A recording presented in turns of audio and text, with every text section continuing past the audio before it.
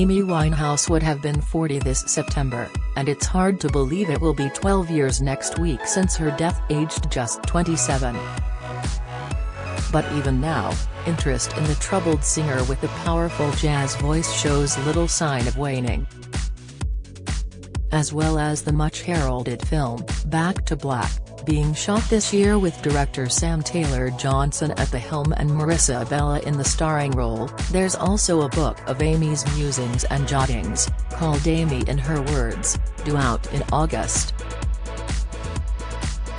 There are even plans for a Broadway musical.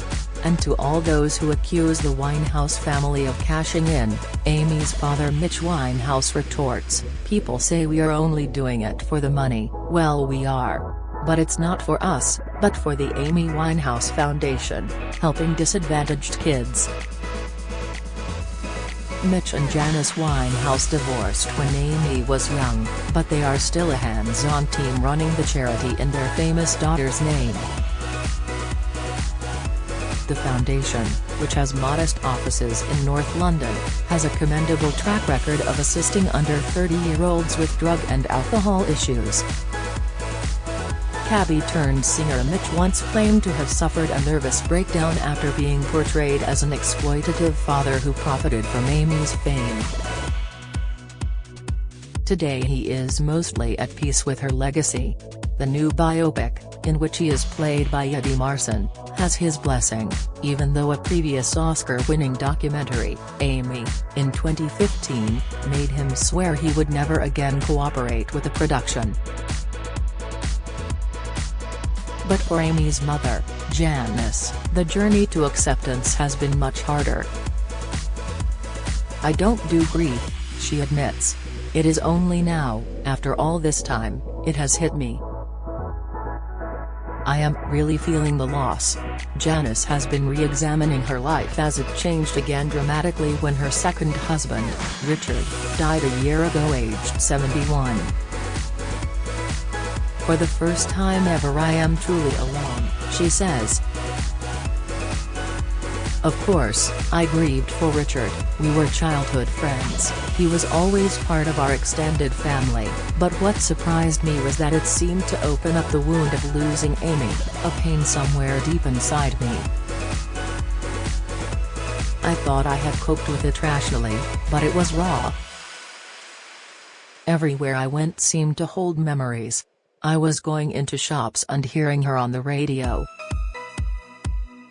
This sudden, unexpected outpouring of grief and emotion was especially hard for the retired pharmacist because, as she admits, "I am not a sentimental person, I have a scientific brain and I'm not one to dwell on emotions."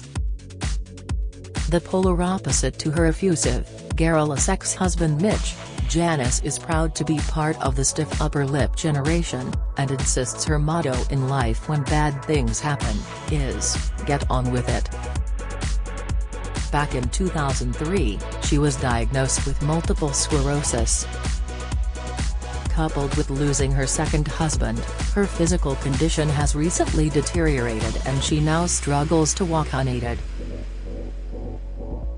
It has all been a strain for this fiercely proud and independent woman, not someone prone to introspection.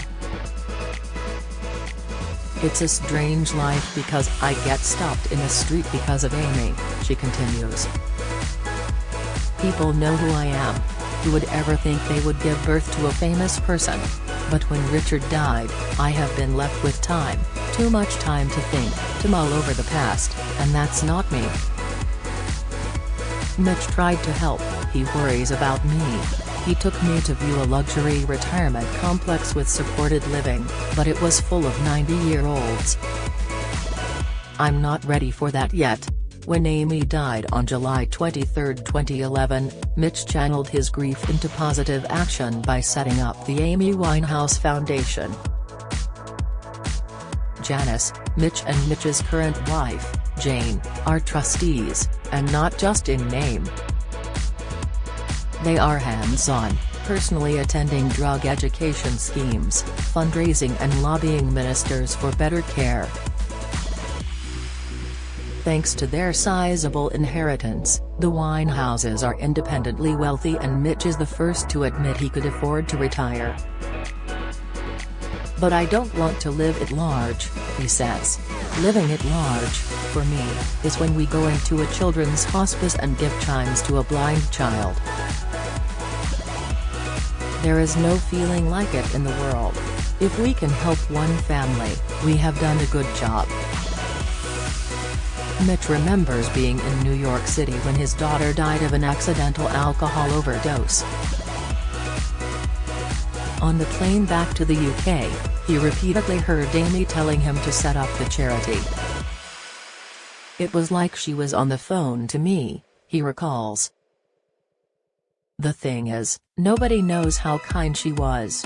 It still hurts to remember the names she was called, like wino and junkie, but she did many good things for those suffering from neglect. She took them in, gave them money, paid for medical help. I want people to know the other side of Amy." The singer died intestate but left more than £4 million before taxes, plus property. Like many posthumous celebrity estates, huge royalties continue to come in through music sales and merchandising. Janice admits she never has to worry about money again, but she lives modestly in Richard's old house, surrounded by Amy's memorabilia. "Originally, I wasn't keen on the new film, to be honest," she admits. "I feel women of my generation get pushed into the background. After all, it was me who gave birth to Amy." Janice is being played on screen by TV actress Juliette Cowan, famous for her role in the Doctor Who spin-off series, The Sarah Jane Adventures.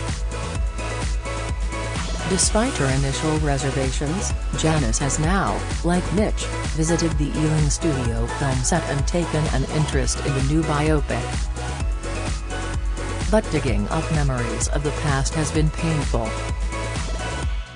Janice admits she was devastated after Mitch left her when Amy was just 10 years old. He had been having an affair with a woman he worked with ever since Amy had been a toddler. He even brought his work wife home with him, she recalls. Janice certainly endured a great deal as a busy young mother. One of the few times her feelings got the better of her was when her husband Mitch started staying away from home more often. "He was pretty much living with the other woman," she recalls. "He kept saying he was away on business. But I knew exactly where he was, in Chingford. One day I got the kids in the car and I drove them to Chingford, parked up outside and looked up at the flat window. 'That's where your dad is,' I said. They were missing him. And I thought, I've found you, matey.' We didn't have a big row, though. That's not my style." Janice studied for 2 university degrees while bringing up Amy and her older brother, Alex. The children were often left in the care of Mitch's mother. Even now the Winehouses bicker over the source of Amy's mental health issues, depression and bulimia. "She was on Prozac as a teenager, but Mitch doesn't accept that," says Janice. The Winehouses can, however, agree that Amy was always respectful in their presence. She never used drugs in front of them and asked permission before drinking a glass of wine. Now 12 years on from their daughter's death, Janice is philosophical about the family tragedy. "Now that I'm getting older, I sometimes wonder if Amy could still have been here," she says. "But I don't do should-haves or could-haves. Yes, we have inherited wealth as a family, but we would rather have Amy back than all the money in the world."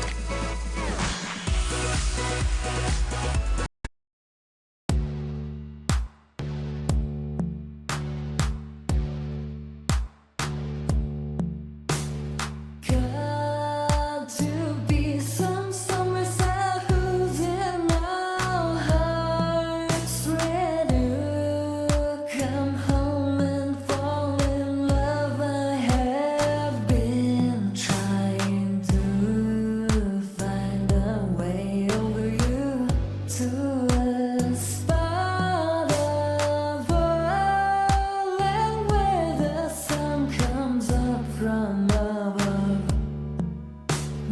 take